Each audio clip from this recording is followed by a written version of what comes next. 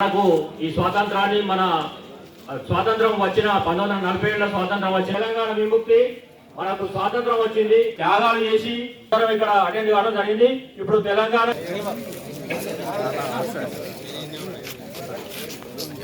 జోహార్ తెలంగాణ సాయుధ పోరాట మన వీరులకు, జోహార్ తెలంగాణ సాయుధ పోరాట వీరులకు.